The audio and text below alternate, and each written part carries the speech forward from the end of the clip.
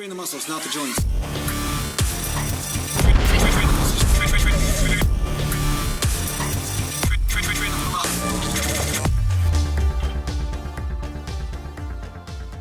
Welcome back to Natural Gallant Bodybuilding Mountain. And today I'm going to talk to you about the most anabolic thing you can do as a natural bodybuilder. Now, a mistake that I made in my early years when I was training a lot when I was a kid and a teenager and a young man even, before I started competing, I used to train and think training was the most important thing in order for me to put on muscle, because that's what you see bodybuilders do. You see them train, you see them work out hard and lift weights and try to get stronger, all this kind of stuff. But the biggest thing I was missing in my training was diet. I was not eating enough protein and enough energy to sustain my workouts.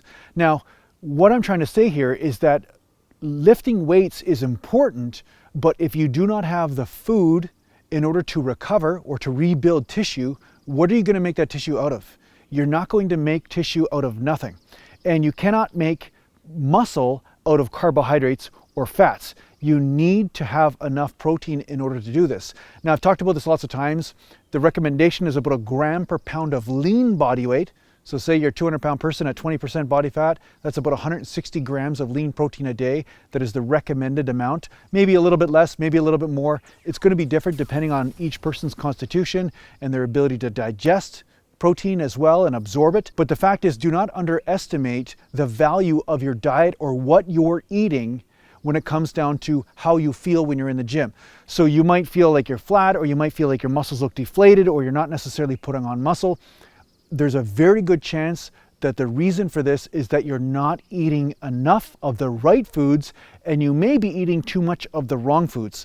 So this whole bulking up thing and throwing in lots of energy foods and lots of different types of, rice and breads and all this kind of stuff, this can fill you up and then make you fat at some point if you eat too much of it.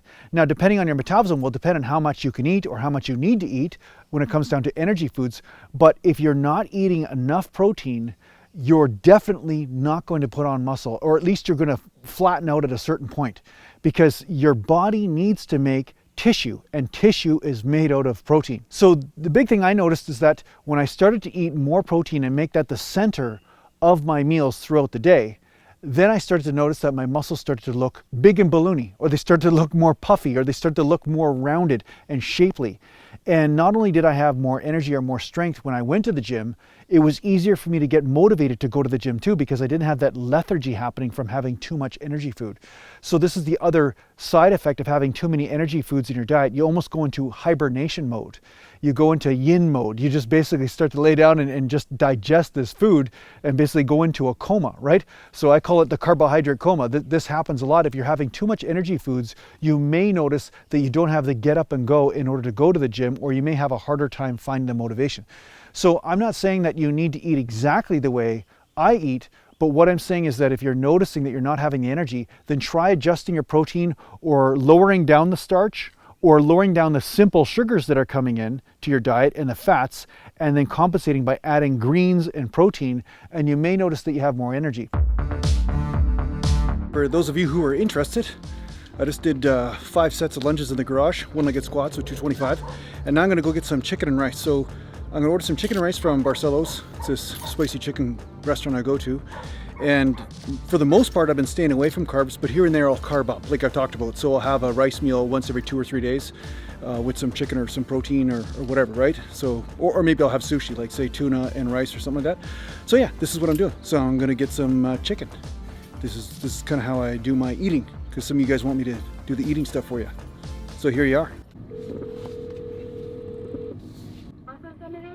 Hi, could I get a half chicken and 2 sides of rice to go? How spicy you want the half chicken, please? Very peri. Okay, it will take like 10 to 15 minutes to ready your order, sir. I'll see you then, thanks. Here we go.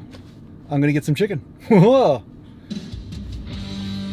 Another way to do it is also to make smarter choices when it comes to your carbohydrate sources.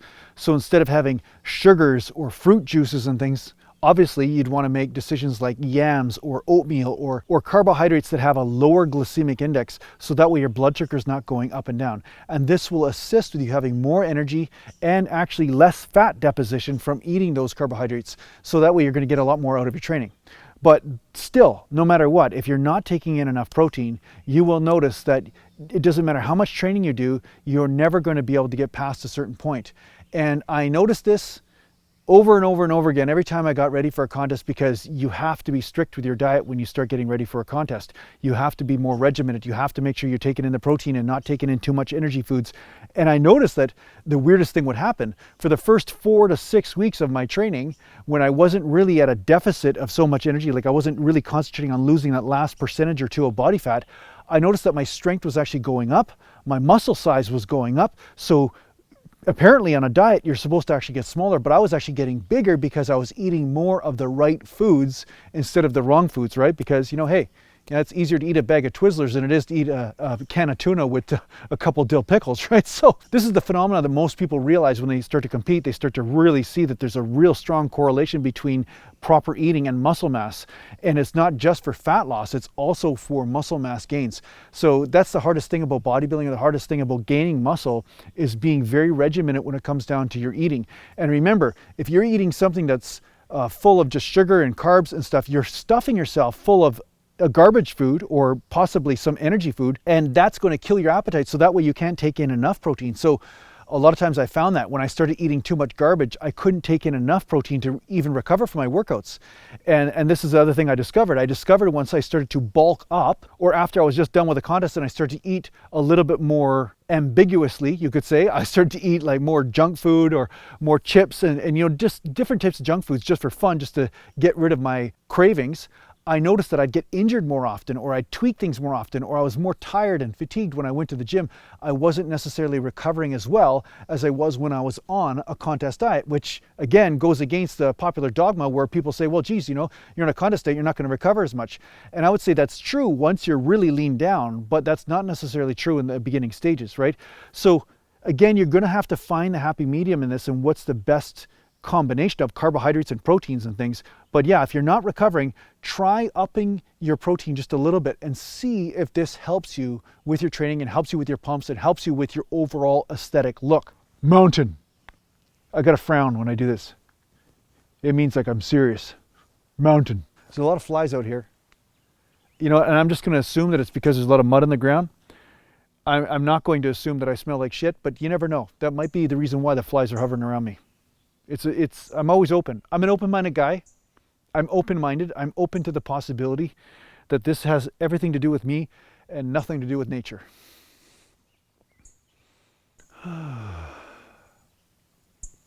That's probably why the air seems fresh to me everywhere I go, because air is always fresher than what I am. That's probably the correlation.